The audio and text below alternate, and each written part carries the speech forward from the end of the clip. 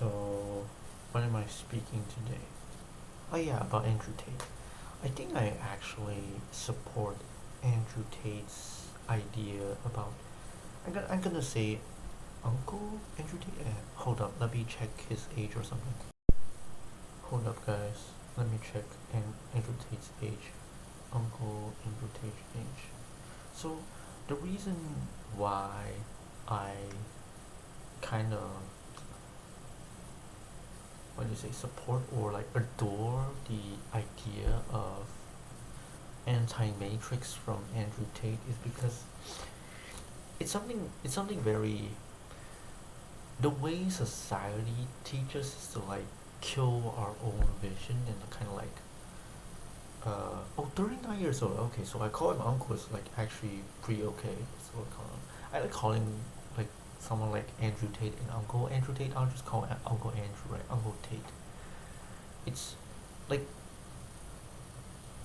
it's a very refreshing take because I think wow okay, let's say the visions part. The visions part I think is pretty um adorable and attractive. It's like adorable in a way that's very attractive, right? It's very reassuring. Okay, that's the word, yeah, reassuring. Because the mainstream today, right, the society today that teaches us to they teaches us to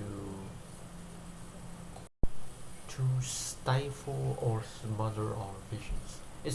It's basically a very sophisticated way of saying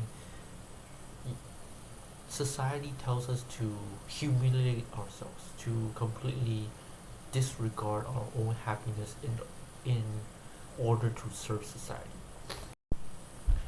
And I don't think how do I put it? Say there's a saying in Buddhism specifically.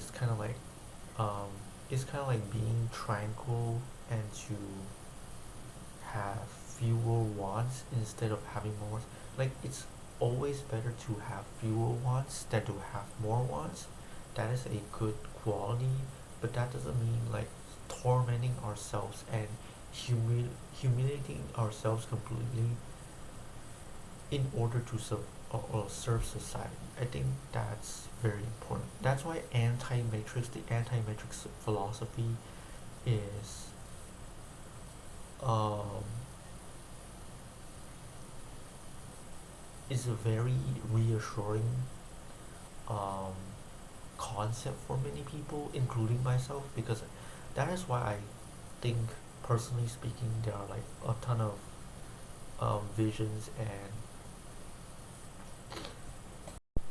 aspirations I tend to feel a lot more resonate with Uncle Tate and a lot more aligned. But I don't want to criticize Uncle Tate's visions. I want to like here's what I personally come to the conclusion of. I don't think Uncle Tate's visions are wrong. Visions are wrong. It's that how he approached those visions that are wrong. It's kind of like you you have a wish. The wish is not wrong. It's the approach, the actions and intentions that are wrong. Not his visions. His visions, I think his visions are actually kind of pretty cool, right? Edgy in a cool way. And I think the important thing is that this is why I say, I can resonate a bit with how people say, they are trapped in the matrix. I do think society, at least in some parts of society or significant parts of society, which is why I want to push back on King of Nothing. I do think King of Nothing is like have a lot more, way more good points, like and discussing about philosophy is way has a way more balance and nuance take compared to like Uncle Tate. But like the way Uncle Tate, it's basically like open a new side of the world and say, oh, there are parts of the world where society basically um, humiliates people in order to spread propaganda about humiliating our own visions completely. I mean completely, not saying like saying like it's kind of like okay, if they say please, I probably would just like okay with serving society, But I think what Uncle Tate provides to the table is very a realistic take that there are indeed some parts of the world, not necessarily USA, because maybe something like King of Nothing, right? The YouTube Goat channel, like the King of Nothing channel, has said like maybe USA is not a very like it's a very um, open and inclusive country, but in other parts of the country, it's probably a very different culture, especially in a lot of the eastern countries, including I don't know if it's like a majority of the eastern countries, but at least in my experience, wherever people I interact with, is always kind of um, very suppressive and what do you call in Chinese, 压抑. It's kind of very depressing.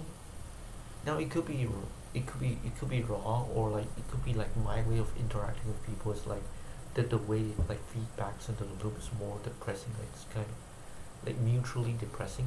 But at least from what I've um, felt in the environment, at least in a lot of different environments, it always gives me the same vibes about. At least it was somewhat depressing, and they were kind of like silently um,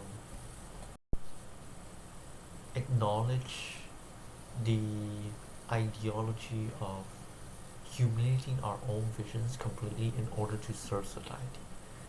And coming back to this again, it's not like it's the actions, right? You want to balance it with upright conduct and actions, which is why um, how Uncle Tate approaches it is indeed wrong, and it's not, and there are indeed good points to criticize about Tate's actions, which is pretty fair.